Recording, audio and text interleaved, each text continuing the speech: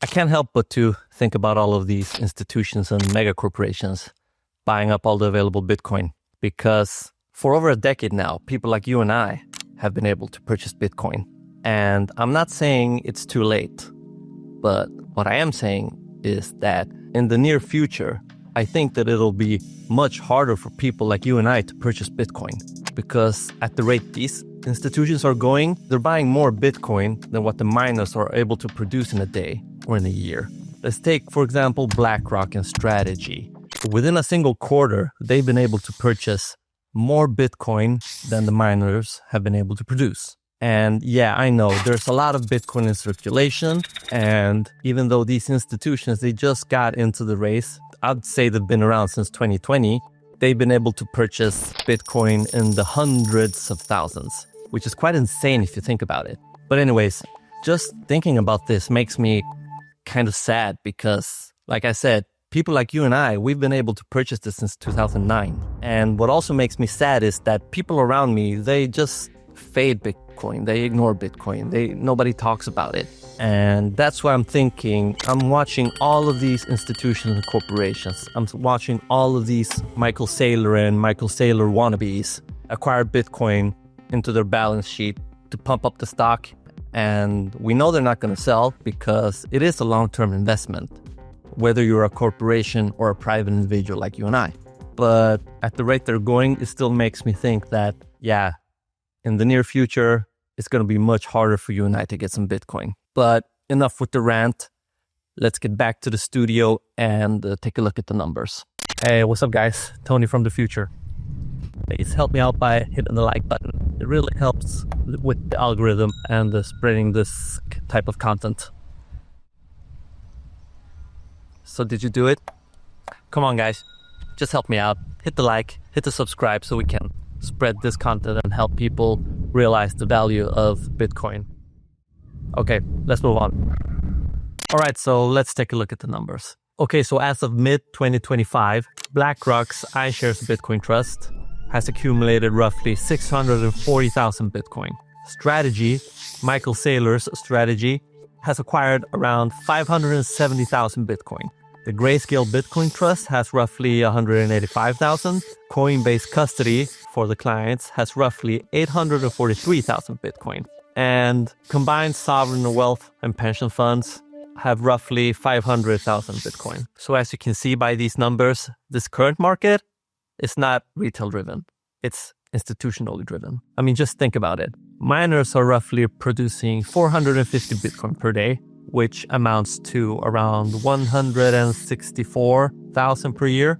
If you take a look and calculate by the numbers, these institutions are buying up more than that in a single quarter. So currently, the early adopters, the whales, own most of the Bitcoin supply because they've been purchasing since 2009. But when price goes up, some of them naturally start selling. I mean, everybody has their price, right? That's just how market works. But the thing about Bitcoin is that we have the Bitcoin halving. So those numbers I was talking about, the 450 per day, they're going to be cut in half soon. So we're heading into a situation where the supply gets tighter and tighter while the demand gets higher and higher. If we look at the Bitcoin halving timeline, so currently around 450 Bitcoin per day. By 2028, 225 Bitcoin per day. So if this demand keeps compounding, the people with the deeper pockets, they'll just front run us, people like you and I, because they'll be able to buy faster, they'll be able to buy bigger, and eventually they'll own most of the supply. I mean, don't get me wrong, I'm all for Bitcoin in the business sector. I'm glad that TradFi is catching up. But the thing that bothers me is that these companies and institutions, they just got here. I mean, you and I, we've been able to purchase Bitcoin since 2009. And no, once again, I'm not saying it's too late. There is still some time. But as soon as these corporations got in, they started absorbing Bitcoin in the hundreds of thousands of coins. Michael Saylor has over 500,000 Bitcoin. If he keeps going, he's going to be the biggest owner of Bitcoin in the entire world. Currently, it's the creator, Satoshi Nakamoto, with around 1 million. But Michael Saylor, he's not far behind. And another factor that tells me that the supply is going to get tighter and tighter is that these corporations, they don't want to sell. they're not trading Bitcoin. They're accumulating Bitcoin because they realize the value of it. They want to keep it in their balance sheet. They want to keep their company valuable because they realize that the dollar is just tanking. All the regular currencies are just getting inflated and becoming worthless. Come on, look around. All the prices are going up. Property prices are going up.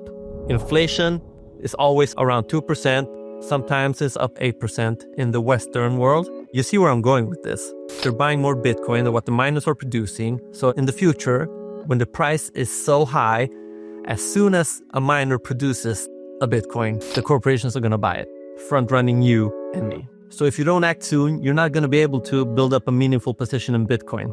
Because looking back, Bitcoin is just becoming more and more valuable.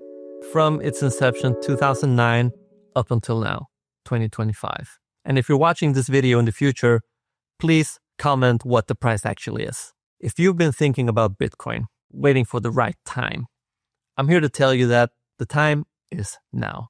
Because the longer you wait, the less you're going to be able to have. These corporations and institutions, they're not stupid. They know what they're doing. They're going to buy and they're not going to sell because they know that Bitcoin will become immensely valuable in the future. You don't need to buy a whole Bitcoin. You can buy a fraction of it. You can just start dollar cost averaging week by week, month by month, a few $100s here and there. Whatever, just start getting some because Bitcoin is the only instrument that enables you to have financial sovereignty, financial freedom, not having to rely on banks telling you what you can or can't do with your own hard-earned, taxed money.